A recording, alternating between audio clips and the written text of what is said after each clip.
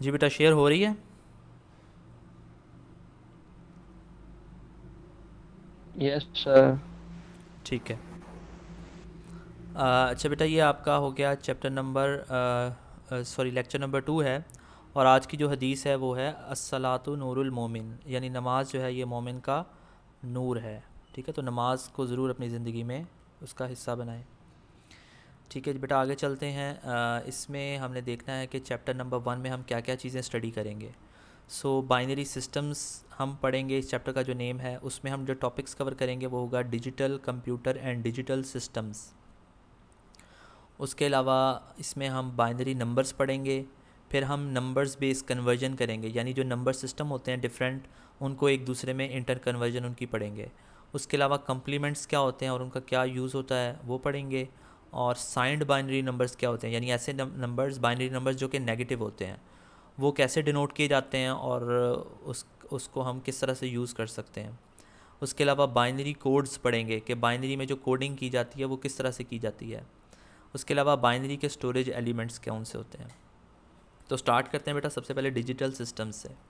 तो कल हमने बात की थी कि चूँकि हमारे जो रियल वर्ल्ड के ज़्यादातर सिग्नल्स होते हैं वो एनालॉग इन नेचर होते हैं। ठीक है, ज़्यादातर हमारे जो रियल सिग्नल होते हैं वो एनालॉग इन नेचर होते हैं, लेकिन हमारे जो सिस्टम्स हैं वो डिजिटल सिस्टम्स होते हैं। तो हम डिजिटल सिस्टम्स को डायरेक्टली एनालॉग सिग्नल नहीं दे सकते। तो हमें क्या करना पड़ेगा, उन एनालॉग सिग्नल्स को पहले कन्वर्ट करना होगा। किस में किस में कन्वर्ट करेंगे एनालॉग सिग्नल्स को? डिजिटल में शाबाश, जी जी। डिजिटल सिग्नल में सर। जी, डिजिटल सिग्नल्स में पहले कन्वर्ट करेंगे, फिर उसको डिजिटल सिस्टम्स को देंगे। तो अब यहाँ पे आपसे एक क्वेश्चन है कि हम एनालॉग सिग्नल्स दे रहे हैं डिजिटल सिस्टम्स को, हम ऐसा क्यों नहीं करते कि हम हमारे जो रियल वर्ल्ड सिग्नल्स हैं वो एनालॉग हैं तो हम सिस्टम्स भी एनालॉग बना लें? क्या ये अच्छी अप्रोच नहीं है? तो क्या कहना चाहेंगे इस बारे में आप लोग? अरे जो कंप्यूटर की लैंग्वेज होती है सिर्फ वो डिजिटल को अंडरस्टैंड कर सकती है, तो that's why sir we use digital systems. नहीं नहीं, हम देखें ना, कंप्यूटर हमने डिजिटल बनाया है, तो क्या हम ऐसे सिस्टम्स नहीं बना सकते जो कि हों ही एनालॉग, जिनको एनालॉग सिग्नल्स दें, हमें कन्वर्जन भी ना करनी पड़े? क्यों ऐसा क्यों करते हैं कि हम डिजिटल सिस्टम्स की सर तरफ वो आते बहुत हैं? ज़्यादा सर वो बहुत ज़्यादा कम्प्लेक्स हो जाएंगे, इस वजह से हम सिंपलिसिटी के लिए डिजिटल में शाबाश, कर देते बिल्कुल हैं। बिल्कुल, ये एक इसलिए फैक्टर है। ये एक फैक्टर है, लेकिन इस तरह के बहुत सारे ऐसे फैक्टर्स हैं जिसकी वजह से हम डिजिटल सिस्टम्स को प्रेफर करते हैं ओवर दी एनालॉग सिस्टम्स। कोई और बताएगा कौन से फैक्टर्स हैं? एक तो इन्होंने बताया कि कॉम्प्लेक्सिटी से बचने के लिए। दूसरा? सर स्पीड भी मैटर करती है। वेरी गुड, स्पीड मैटर करती है, बिल्कुल सही है, क्योंकि एनालॉग सिग्नल जो है वो स्लो होते हैं जबकि डिजिटल सिस्टम जो है वो फास्ट होते हैं। जी, और इसके अलावा?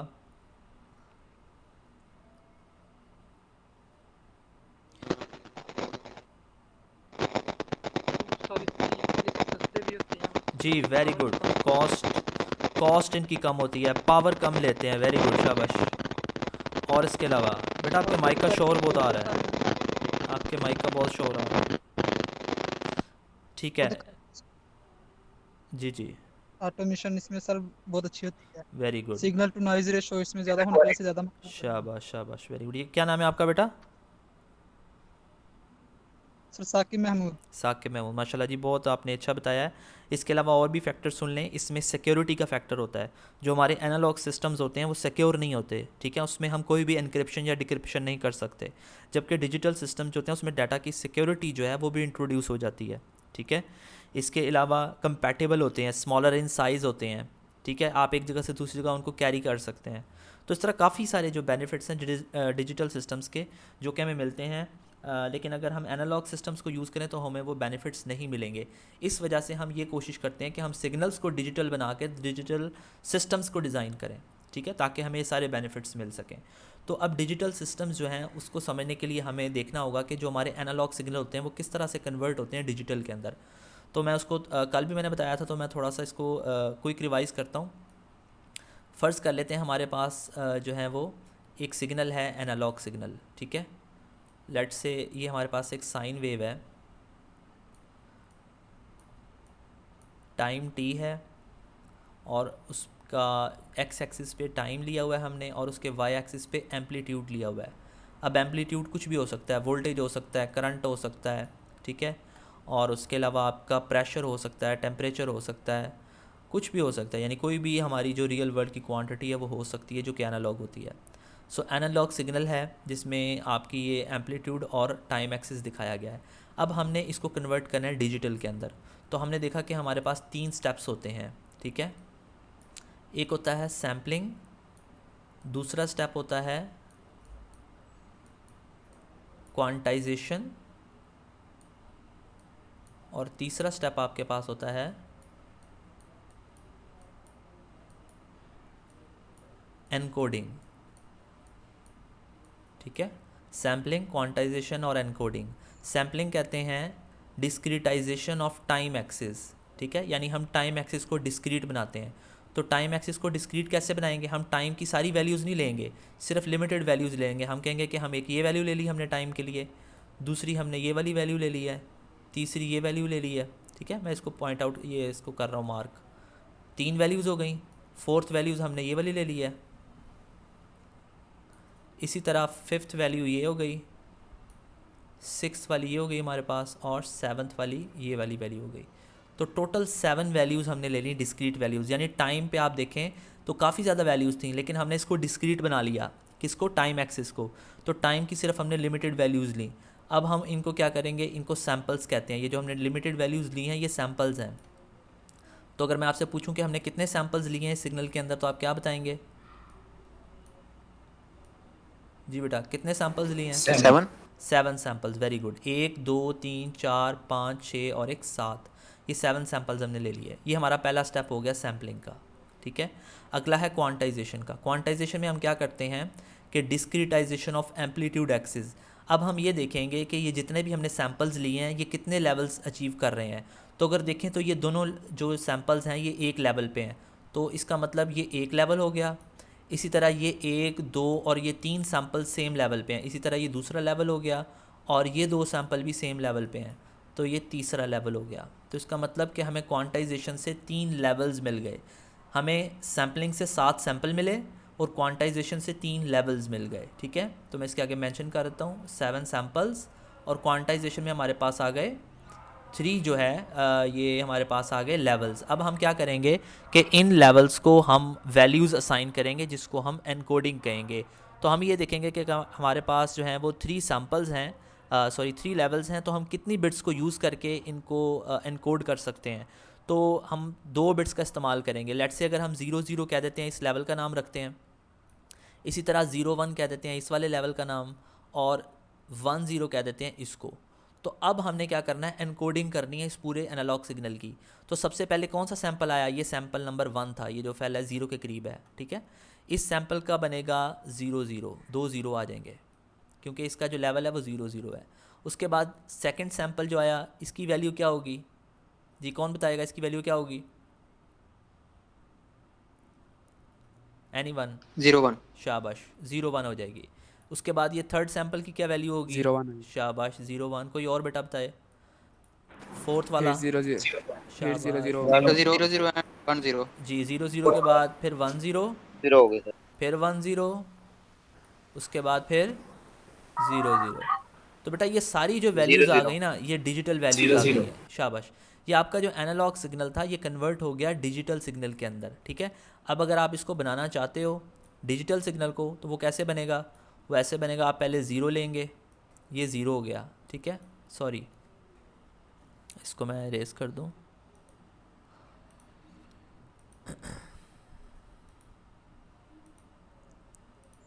जी 0 के लिए पहले हम 0 लेंगे। सर वीडियो रिकॉर्ड हो रही है साथ?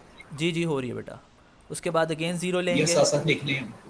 आप लिख भी लें बेटा, नोट भी किया करें साथ साथ, ठीक है। दोनों काम किया करें, मल्टीटास्कर बने।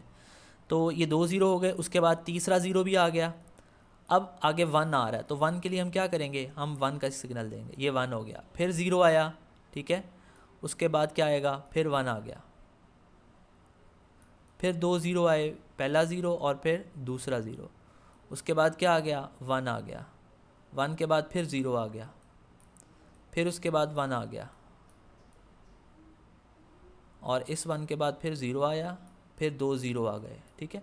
तो देखें ये अब आपका एनालॉग सिग्नल जो था ये वाला, ये इस डिजिटल सिग्नल के अंदर कन्वर्ट हो गया। ठीक है।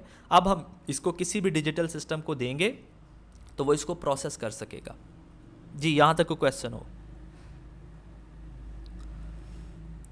सर वो जो शुरुआत में जो नंबर दिए हैं 0001 वो जी सिग्नल को, सर वो फर्जी दिए हैं या कोई उसके बेटा वो पीछे कोई है? फर्जी है ना। देखें, फर्जी नहीं है वो हमने, हमारे पास 3 लेवल हैं। देखें, अगर 2 लेवल होते तो हम बाइनरी में कौन सी वैल्यूज़ दे सकते थे? एक लेवल को हम कहते 0, दूसरे को कह देते 1।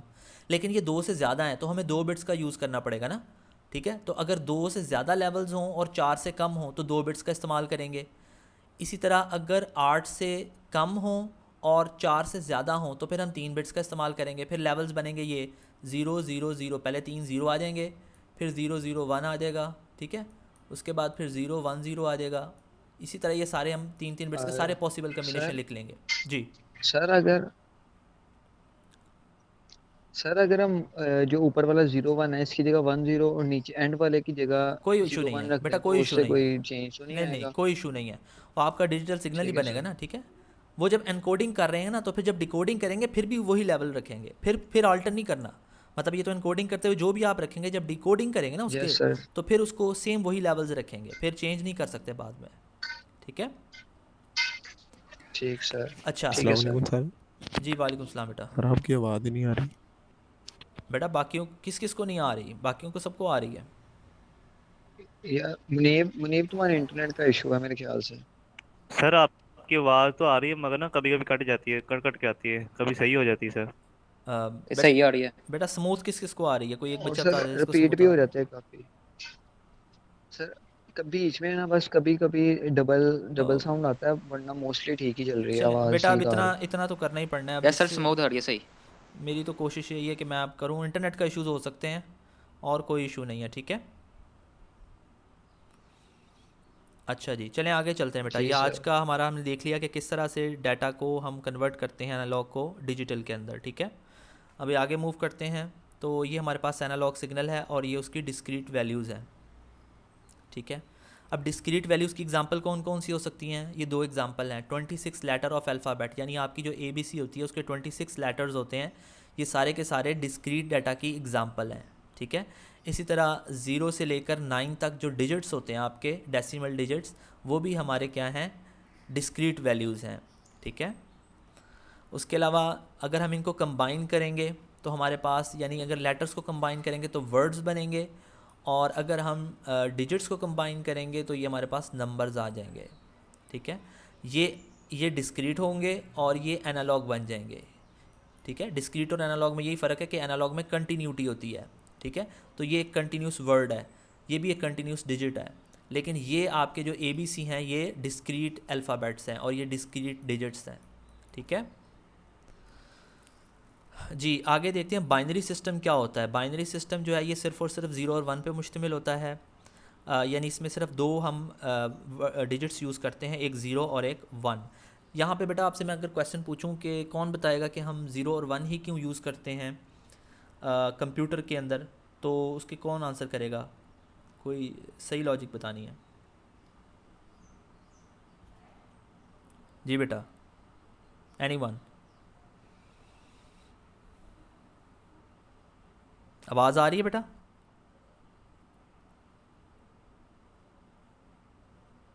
हेलो?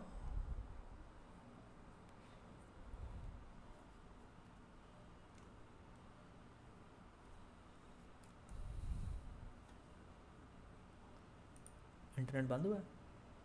इंटरनेट क्या? इंटरनेट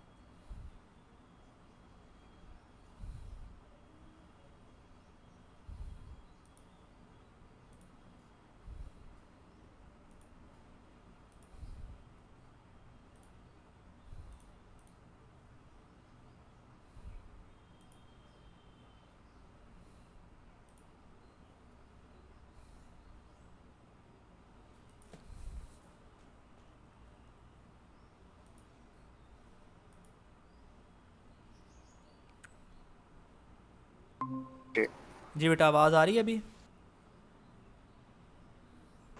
जी सर आ जी रही है। सर। Yes sir. सॉरी बेटा, कनेक्शन लॉस्ट हो गया था ये इंटरनेट के इशू की वजह जी से। सर आ रही है।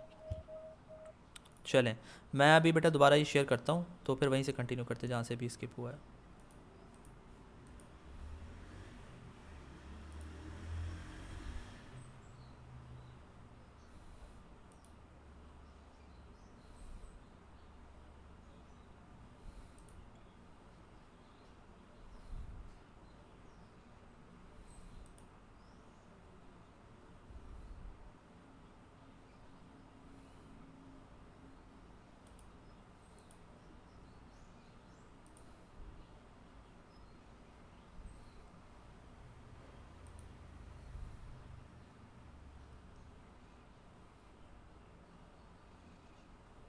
जी बेटा शेयर हो रही है?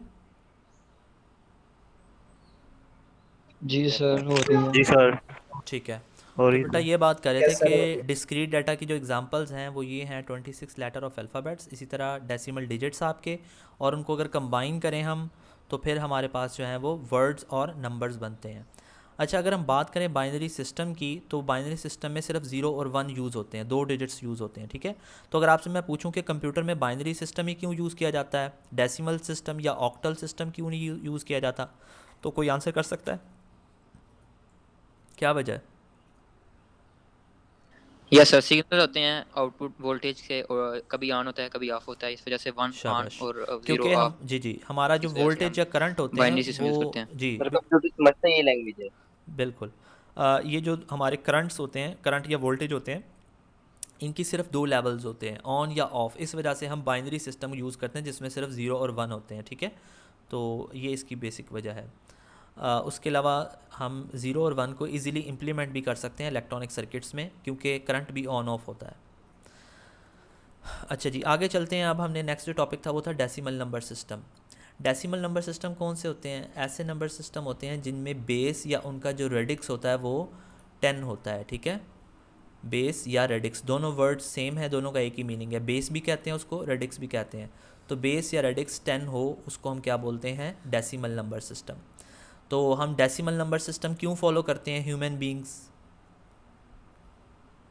क्यों जी, हम इंसान डेसिमल क्योंकि क्यों 10 फॉलो उंगलियां करते होती हैं? हैं। क्योंकि सर हमारे शाबाश, फिंगर्स हैं। Very good. क्योंकि हम बचपन से हम जो ट्रेन होते हैं, हमारी प्रोग्रामिंग इसी तरह होती है कि हम फिंगर्स पे काउंटिंग करते हैं, तो हम हमारे लिए वो सिस्टम जो है वो सूटेबल डेसिमल सिस्टम रहता है।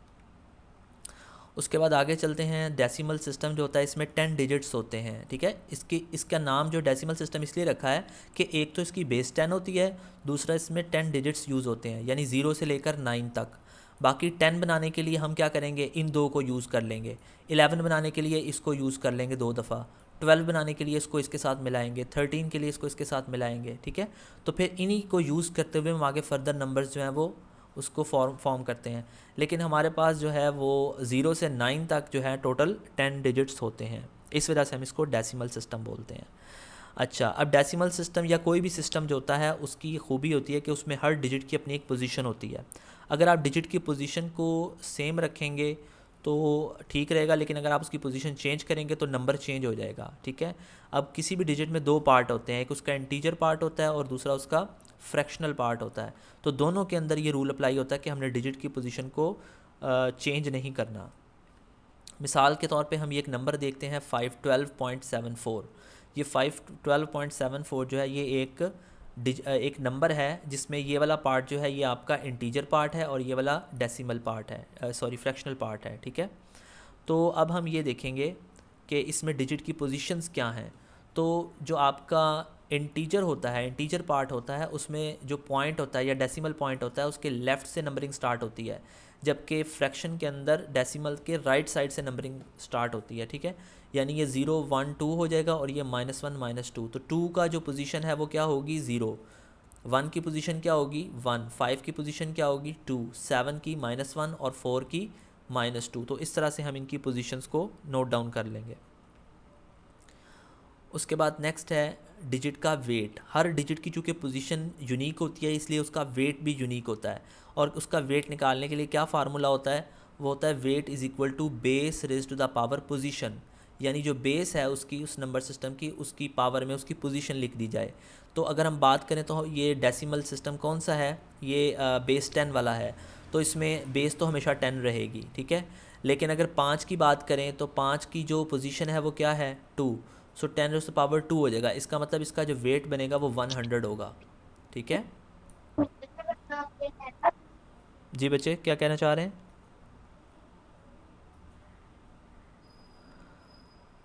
जी कुछ पूछ रहे हैं बेटा? Okay no sir. ठीक है। No sir, no sir. अच्छा मैं बेटा ये कहना चाह रहा हूँ कि हर डिजिट की अपनी पोजीशन होती है और उसका अपना वेट होता है, और वेट का फार्मूला होता है base raise to the power position.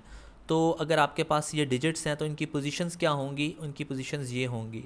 यानी जो 5 वाला है चूँकि इसकी पोजीशन 2 है तो 10⁻² 100 हो जाएगा। इसी तरह इसकी पोजीशन 1 है तो 10⁻1 10 हो जाएगा। इसी तरह इसकी 0 है तो इसकी पोजीशन 1, इसका जो वेट है वो 1 होगा, ठीक है। और इसका वेट जो है वो 0.1 होगा और इसका वेट 0.01 होगा। तो इस तरह से आप इनके वेट्स जो हैं वो कैलकुलेट कर सकते हैं। नेक्स्ट जो चीज़ है वो है मैग्नीट्यूड, यानी हमारे पास पोजीशन भी आ गई, वेट भी आ गए, अब हम उनकी मैग्नीट्यूड कैलकुलेट करेंगे। तो मैग्नीट्यूड कैलकुलेट कैसे करेंगे, हम हर डिजिट को उसके डिजिट जो है उसकी पोजीशन, उसको उसके वेट से मल्टीप्लाई करेंगे, ठीक है। हर डिजिट को उसके वेट से मल्टीप्लाई करेंगे और उसके बाद उनको ऐड करेंगे। ये 2 काम करने हैं, हर डिजिट को मल्टीप्लाई करेंगे उसके वेट से और उनको ऐड कर लेंगे, ठीक है। तो इसका तरीका होगा सम ऑफ डिजिट टाइम्स वेट, यानी डिजिट मल्टीप्लाई बाय वेट और उन सब का सम। तो अगर 5 को 100 से मल्टीप्लाई करें तो क्या आएगा, 500 प्लस 1 को 10 से 500 करेंगे, सर। शाबाश, 1 को 10 से करेंगे तो 10 आ जाएगा, प्लस 2 को 1 से करेंगे 2 आ जाएगा। 10 ही अब जी अब डेसिमल पॉइंट आ गया, तो 7 को मल्टीप्लाई करेंगे 0.1 से तो 0.7 आ जाएगा। इसी तरह 4 को करेंगे तो ये आ जाएगा 0.04, ठीक है। तो अब इन सबको ऐड करेंगे तो ये आ जाएगा 512.74, ठीक है। तो इस तरह से ये मैग्नीट्यूड कैलकुलेट हो जाती है उस किसी भी नंबर की। तो ये हमने मैग्नीट्यूड कैलकुलेट करने का तरीका भी सीख लिया।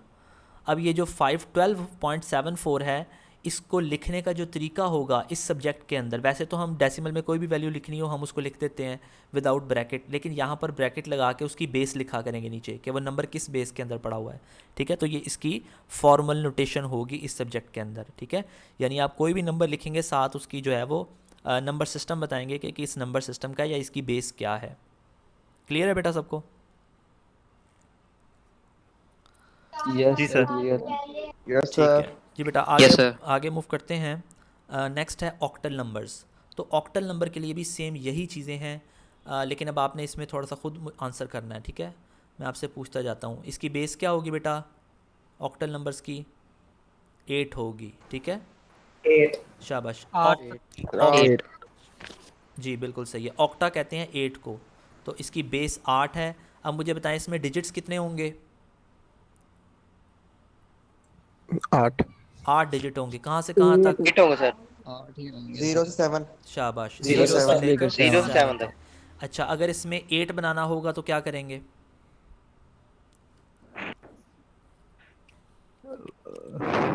7 और 0 नहीं, 1 और 0 को मिलाएंगे, यानी इसमें जो 10 1 लिखा होगा ना 7 बेसिकली 8 और होगा, फिर ठीक है। इसी तरह 11 जो होगा वो 9 होगा, 12 जो होगा वो 10 होगा। समझ आ गई है? यस सर, समझ गए। ठीक है। सर उसके ये बाद ऐसा क्यों है? बेटा ऐसा इसलिए है क्योंकि हम देखें ना नंबर सिस्टम हम जो ले रहे हैं उसमें डिजिट्स हमने स्पेसिफाई कर लिए हैं कि हम ऑक्टल के अंदर 0 से 7 तक ही यूज़ करेंगे। तो जब आखिरी डिजिट ही हमारे पास 7 है तो अगला नंबर बनाने के लिए हम रिपीट शुरू कर देते हैं ना, उनके कम्बिनेशन यूज़ करते हैं। तो अगला डिजिट बनाने के लिए हम 1 को 0 के साथ मिलाएंगे, जैसे Okay, डेसिमल में 0 से 9 तक था तो Okay, 10 बनाने के लिए 1 और 0 को मिलाते थे, ठीक है। ओके आगे बढ़ते हैं बेटा। इसमें अब ओके सर। Yes sir. अब हर डिजिट का अपना वेट अगर होता है। ड्रैग सर अगर ब्रैकेट के अंदर जी सर अगर ब्रैकेट के सर अंदर कोई 10 ड्रैग लिखा कह होगा दें इस 8 में 50 लिखो, तो हम कैसे लिखेंगे, कोई फार्मूला वगैरह? सॉरी क्या आप मुझे समझ नहीं है आपकी आवाज़ की, दोबारा बोलिएगा। मैंने कहा अगर कोई ड्रैग कह दे कि बेस 8 में 50 को लिखो ना, तो बेटा उसका कोई अभी फार्मूला वगैरह? अभी वो सारा कुछ आपको बताऊंगा, अभी सिर्फ हम बेसिक चीज़ें पढ़ रहे हैं, ठीक है। वो आगे चल के आ जाएंगे। क्लियर है? ठीक जी है। ठीक ओके है। सर। अच्छा, नेक्स्ट चीज़ इसमें बेटा आ जाती है, बेस के बाद डिजिट्स आ गए 8 0 से 7 तक। उसके बाद हर डिजिट की अपनी पोजीशन होगी, और अगर पोजीशन अपनी होगी तो उसका वेट भी अपना होगा, ठीक है। और वेट निकालने का वही फार्मूला है जो डेसिमल का था, base raise to the power position. तो लेट्स से बेस इनटू अब पोजीशन। जी, अब हमारे पास फ़र्ज़ कर लें सेम वही नंबर है 512.74, लेकिन इस बार ये ऑक्टल के अंदर है। तो अब इसकी पोजीशन तो सेम वही रहेगी ना, क्योंकि ये 0 होगी इसकी पोजीशन, इसकी 1 होगी, इसकी 2 होगी, -1 और -2। इनके वेट्स को कैसे कैलकुलेट करेंगे? तो वेट का फार्मूला होता है base raise to the power position. तो ये बेटा इनके आ जाएंगे वेट्स, यानी अगर हम 8 के ऊपर पोजीशन की शाबाश, वेरी गुड। 8 का स्क्वायर हो जाएगा 64, 8 की पावर 1 हो जाएगा 8, 8 की पावर 0 1, 8 की पावर जो है वो -1 यानी 1/8। इसी तरह 8 की पावर -2 हो जाएगा 1/64, ठीक है। तो अब हम सेम उसी तरह इसका जो मैग्नीट्यूड कैलकुलेट कैसे करेंगे, इनके जो डिजिट्स के वेट हैं उनको डिजिट से मल्टीप्लाई करने के बाद उनको आपस में ऐड करेंगे, ठीक है। तो डिजिट टाइम्स वेट और उसका सम, तो ये आपके पास आ जाएगा, यानी 5 को 8 स्क्वायर से मल्टीप्लाई करेंगे, 1 को 8 से, 2 को 8 की पावर 0 से, और उसके बाद 7 को 8 की पावर -1 से, और 4 को 8 की पावर -2 से। उसके बाद इन सबको आपस में ऐड कर लेंगे। तो जब आप इसको ऐड करेंगे तो आपके पास डेसिमल का ये नंबर आ जाएगा, ठीक है। यानी डेसिमल में अगर ये नंबर हो तो वो ये बनेगा, सही है। लेकिन आपका ऑक्टल में यही नंबर आ जाएगा 512.74, ठीक है। ये जी जो सर। ये मैग्नीट्यूड जो आएगी ये इसकी डेसिमल में होगी, ठीक है। ये चीज़ ध्यान में रखनी है आप लोगों ने जी। उसके बाद फॉर्मल नोटेशन भी इसकी यही आएगी कि जब हम नंबर लिखेंगे तो साथ उसकी बेस को ज़रूर मेंशन करेंगे, ये आपने भूलना नहीं है। ये थ्रू आउट द सब्जेक्ट आपने ध्यान में रखना है, जब भी हम कोई नंबर लिखेंगे साथ उसकी बेस ज़रूर लिखा करेंगे। ओके जी, आगे चलते हैं। आगे हमारे पास बाइनरी सर सिस्टम मैं आ गया जी बेटा। Sir sir sir sir magnitude sir हमेशा डेसिमल में लिखनी चाहिए, लिखनी होती है? लिखनी चाहिए नहीं बेटा, वो आएगी ही डेसिमल में, क्योंकि ये जो मैग्नीट्यूड आपको तरीका बताया ना, okay sir. Digit times weight and उसका सम, ये हमेशा आपको डेसिमल में देगा वैल्यू, ठीक है ओके जी। Okay sir. आगे बाइनरी सिस्टम की तरफ बेटा बढ़ते हैं। सर बाइनरी जी जी जी बेटा बोलें। क्यों सर, हम ऑक्टल नंबर को क्यों यूज़ करते हैं? डेसिमल को यूज़ करते हैं हमारी यानी कि आसानी के लिए, और बाइनरी को यूज़ करते हैं क्योंकि कंप्यूटर सिस्टम है, और ऑक्टल को क्यों यूज़ करते हैं? बेटा जो हम यहाँ पे कंप्यूटर का सब्जेक्ट पढ़ रहे हैं ना, डीएलडी, जो कि कंप्यूटर की बेस होती है, ठीक है, या एम्बेडेड सिस्टम की बेस होती है ये सब्जेक्ट डीएलडी। इसमें वैसे तो हम सारे नंबर सिस्टम पढ़ सकते हैं, जैसे हमने डेसिमल पढ़ा, ऑक्टल पढ़ा, पेंटल पढ़ सकते हैं, हेक्सा भी पढ़ेंगे आगे, डेस बाइनरी ये भी पढ़ रहे हैं, पढ़ने को सारे पढ़ लें। लेकिन हमारे जो काम के हैं वो 3 है इसके अंदर, 3 है। कौन कौन से? Binary, decimal, hexa decimal. क्यों ऐसा क्यों है, ये इसका आंसर आगे चल के आपको दूंगा मैं।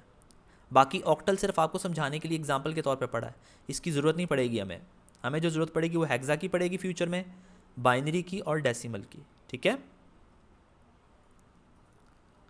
तो वैसे ये सिस्टम बना क्यों है, यानी कि ऑक्टल? बेटा बनाने को आप खुद भी बना सकते हैं, कि आपने ऑक्टल बनाया, आप हेक्सा भी बना सकते हैं, हेप्टा भी बना सकते हैं, 7 की बेस पे बना सकते हैं आप। पेंटा के बजाय आप वो जो 4 होता है, 4 को क्या बोलते हैं, टेट्रा सिस्टम बना सकते हैं आप। कुछ बनाने को सारी गिनती का बना सकते हैं, लेकिन हमने जो यूज़ करने हैं वो क्यों, देखें जैसे बाइनरी हम क्यों यूज़ कर रहे हैं, उसकी लॉजिक है कि करंट पे चीज़ें जो चलती हैं उनकी 2 स्टेट्स होती हैं, ऑन या ऑफ, उस पर सिर्फ और सिर्फ बाइनरी ही अप्लाई होगा, ठीक है।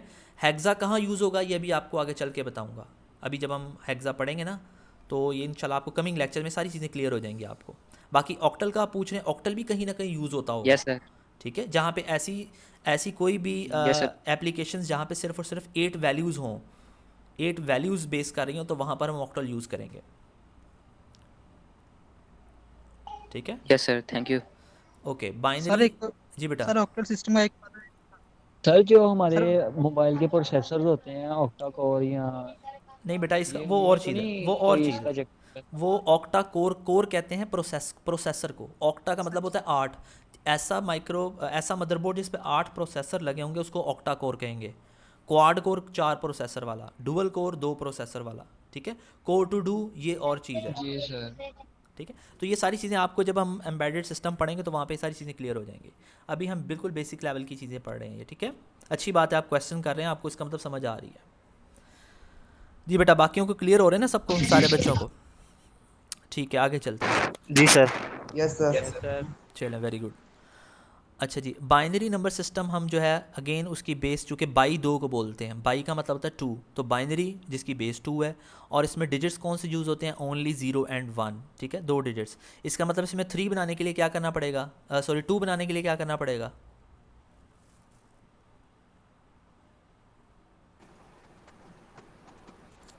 वन 0 1 को सर कॉम्बिनेशन करेंगे। शाबाश, 1 0 देना कर पड़ेगा। देंगे, 1 0 2 हो जाएगा, 0 1 लिखें। और उसके बाद 1 0, उसके बाद 3 बनाने के लिए 1 को 1 के साथ मिला देंगे, ठीक है 1 1 1 1, यस सर 1 जी। 1। ठीक है बेटा, आगे चलते हैं। नेक्स्ट है, बाइनरी में भी हर डिजिट का अपना वेट होता है और अपनी पोजीशन होती है, ठीक है। जैसे ये नंबर है 101.01, तो इसमें हर डिजिट की अपनी वही पोजीशन है जो कि हमने पहले कैलकुलेट की थी। वेट इसका कैसे निकाल लेंगे, वो इस फार्मूले से आएगा, weight is equal to base raise to the power position. इस बार बेस जो है वो 2 है और पोजीशन जो है वो इसकी लिखते जाएंगे, तो 2 रेस टू द पावर 2 का मतलब हो जाएगा 4, 2 रेस टू द पावर 1 का मतलब हो जाएगा 2, 2 रेस पावर 0 का मतलब हो जाएगा 1, 2 रेस पावर -1 1/2, और 2 रेस पावर -2 1/4। अब हम नेक्स्ट स्टेप में क्या करेंगे, मैग्नीट्यूड निकालेंगे। तो मैग्नीट्यूड निकालने के लिए यही फार्मूला है कि सम करो बिट टाइम्स वेट को। अच्छा, इसमें बिट क्यों बोलते हैं? बाकी तो हमने डिजिट लिखा था, यहाँ पे बिट क्यों बोल रहे हैं? कोई बच्चा बताएगा यहाँ बिट क्यों लिखा हुआ है? बाकी में तो हमने डिजिट क्योंकि लिखा सर है। एक ही इसमें के सर लिए। 2 सिर्फ वो डिजिट इस्तेमाल हो रहे हैं, जो 0 और 1, 0 भी बिट है और 1 भी बिट है, यस सर। ये दोनों 2 इस्तेमाल होते हिंस हैं से इसमें। नहीं यूज हुए, 1 हिंस से यूज हो रहा है। वेरी गुड, शाबाश। इसको अगर मैं थोड़ा सा और अच्छे तरीके से बताना चाहूँ तो वो हो जाएगा बाइनरी डिजिट। असल लफ्ज़ होता है बाइनरी डिजिट, DIGIT, ठीक है। इसमें हम बाइनरी का बाई ले लेते हैं और डिजिट का सिर्फ टी लेते हैं, तो उसको शॉर्ट करके हम बिट बोलते हैं, ठीक है। ये चीज़ ध्यान में रखनी है कि बाइनरी डिजिट का शॉर्ट वर्जन है बिट, ठीक है। अच्छा जी, आगे चलते हैं। इसको हम बिट को वेट से मल्टीप्लाई करेंगे तो हमें उसको सम करेंगे तो हमारे पास जो नंबर आ जाएगा वो डेसिमल में आएगा। इसका मतलब ये डेसिमल में जो नंबर लिखा हुआ है वो 5.25 लिखा हुआ है, ठीक है। लेकिन अगर हम इसकी फॉर्मल नोटेशन लिखना चाहेंगे तो वो हमारे पास ये चीज़ आ जाएगी 10.01 और साथ ब्रैकेट लगा के उसकी बेस लिखेंगे, ठीक है। ये फॉर्मल नोटेशन हो गई और ये उसकी मैग्नीट्यूड हो गई इन डेसिमल। जी, ग्रुप ऑफ बिट्स यानी बिट्स के ग्रुप्स का भी ख़ास नाम होता है। अगर हमारे पास 4 बिट हों, उनको आपस में जोड़ के लिखेंगे तो उस ग्रुप का नाम बनेगा निब्बल, NIBBLE। तो 4 बिट्स की एक निब्बल होती है, ठीक है। इसी तरह अगर 8 का ग्रुप हो, 8 बिटें लिखी हों इकट्ठी, तो उसका नाम होता है बाइट, ठीक है। तो 8 bit is equal to 1 byte. ये जो आप मेमोरीज़ देखते हैं, gigabyte, megabyte, terabyte, kilobyte, ये सब बाइट्स होते हैं, बिट्स नहीं होते ये, ठीक है। ये चीज़ ध्यान में रखनी है। जी बेटा, नेक्स्ट आ गया हेक्साडेसिमल सिस्टम। सो हेक्साडेसिमल सिस्टम की बेस अगेन 16 होगी और इसमें जो डिजिट्स यूज़ होंगे वो सर? ज़ीरो। जी जी जी बेटा, सर पूछें। इसमें सर एक क्वेश्चन हो रहा है सर, ये जैसे ये आपने कहा ना से ग्रुप, इसमें बिट या बाइट वगैरह, इसमें से निब्बल वगैरह, उसके अलावा से इसमें और भी कुछ होते हैं जैसे बिल्कुल वर्ड और होते कोड हैं, वगैरह? बिल्कुल होते हैं बेटा, बिल्कुल होते हैं। शाबाश, आपने डिप्लोमा किया हुआ है? सर, सर, सर, आप जी डिप्लोमा, सर। हाँ जी, तभी आपको पता है ना, क्योंकि वहाँ पे आप सब्जेक्ट ये पढ़ते हैं माइक्रो तो सर प्रोसेसर या एम्बेडेड सिस्टम का। मैं उसमें वजह बताता हूँ आपको कि ये अभी हम इस सब्जेक्ट में हमारा सिर्फ स्कोप बाइट तक रहेगा। हम वर्ड या इसके बाद वर्ड होता है, फिर डबल वर्ड होता है, फिर क्वाड वर्ड होता है, फिर टी वर्ड होता है, यानी ये आगे चलते जाते हैं, ठीक है। तो लेकिन हमारा यहाँ पे जी स्कोप जो है वो सिर्फ बाइट्स तक का है। जी सर। बाकी आपकी बात ठीक है, ये होते हैं, लेकिन हम ये फ्यूचर में कवर जी सर। करेंगे। ओके, ठीक है सर, थैंक यू सर। ठीक है बेटा। हेक्साडेसिमल नंबर सिस्टम जो है इसकी बेस होती है 16 और इसमें 16 डिजिट्स होते हैं, यानी 0 से लेकर F तक, ठीक है। और इसमें छोटा से छोटा डिजिट 0 होगा और 9 तक तो वैसे ही चलेंगे, लेकिन 9 के बाद 10 नहीं लिखते होते बल्कि A लिखते हैं। यानी A का मतलब है 10, B का मतलब है 11, C का मतलब है 12, D का मतलब है 13, उसके बाद E 14 और F का मतलब 15।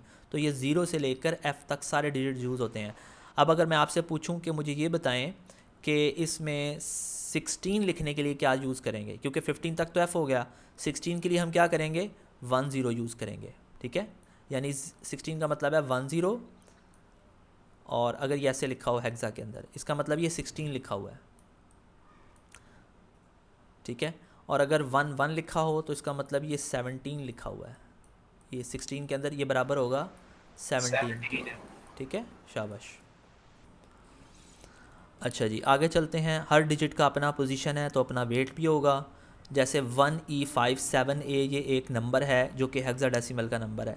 हमें कैसे पता चला? हमें ई की मदद से पता चला कि इसमें ई और ए यूज़ हो रहे हैं, तो इसका मतलब ये हेक्सा का डिजिट है।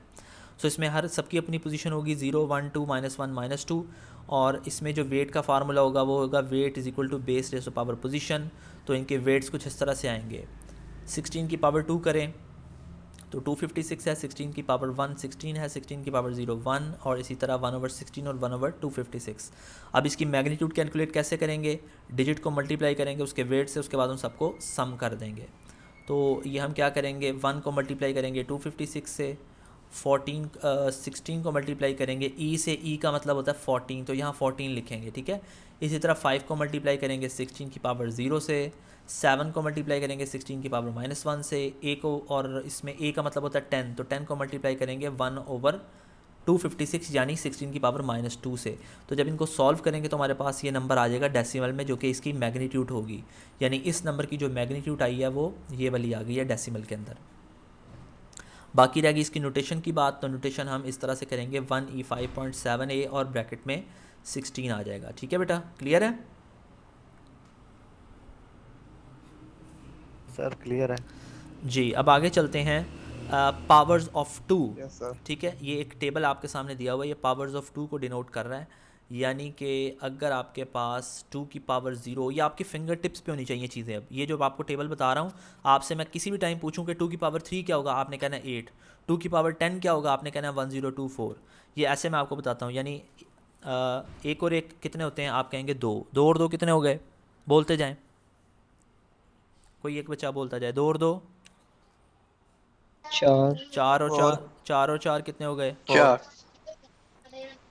8 8 और 8 8 8 और 8 16 16 16 और 16 32 32 का डबल 32 64, फिर 128 64 1 to 8 जी, 1 2 उसका डबल करेंगे तो 256 शाबाश, फिर 512, फिर 1024, 51 1024 के बाद 2048, 4096। ठीक है, 2048 फिर 1 मेगा।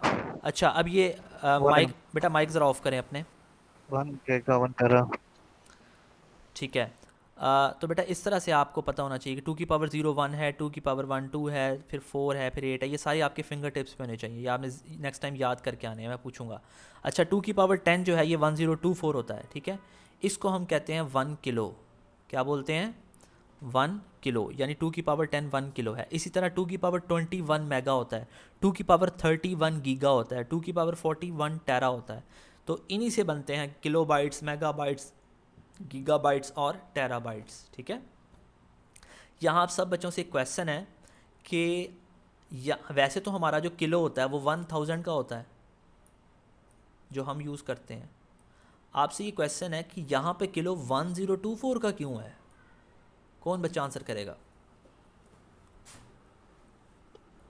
क्योंकि 2 की पावर करीब 3 उसके 10 वेरी गुड, वेरी 4 गुड, पे है, इस वेरी वजह से। गुड। ठीक है, हम ये जो 1000 यूज़ करते हैं ये बेसिकली डेसिमल का किलो होता है, और ये इस वजह से आता है क्योंकि 10 की पावर 3 में 1000 ही बनता है। ठीक है, 10 की पावर 3 करें तो हमें 1000 मिल जाता है। लेकिन जब हम बाइनरी की बात करते हैं ना, तो 2 की पावर में कोई भी ऐसा नंबर नहीं है कि इक्वल टू 1000 आ जाए। ठीक है, यानी 2 की पावर अगर हम 9 करेंगे तो हमें मिलेगा 2 की पावर 9 होगा 512, ये लिखा हुआ है 512 आएगा सर। जी। लेकिन अगर 2 की पावर 10 करेंगे फिर 12 हमें आएगा। 1024 जो कि 1000 के करीब है। इसलिए बाइनरी का किलो हमेशा जो है वो 1024 का होगा। ये चीज़ आपने ज़हन में रखनी है। ठीक है,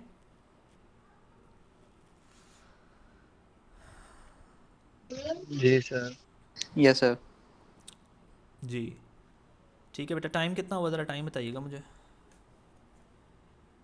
346 हो गया। 346 हो गए चलें, सर। 346 में है सर। यहाँ पे वाइंड अप करते हैं इंशाल्लाह। नेक्स्ट वीक में हम बाइनरी नंबर्स की एडिशन, सब्ट्रैक्शन, मल्टीप्लिकेशन और डिवीजन भी करेंगे, और साथ ये जो नंबर सिस्टम होते हैं ना जो हमने पढ़े हैं उनकी आपस में कन्वर्जन्स करेंगे, एक को दूसरे में कैसे लेके जाना है, दूसरे को पहले में, और उनका रूल्स पढ़ेंगे। ठीक हो गया बेटा? यहाँ तक किसी बच्चे का कोई क्वेश्चन हो तो आप पूछ सकते हैं। ठीक है सर, जज़ाकल्लाह। नो सर, क्लियर है मुझे। No sir.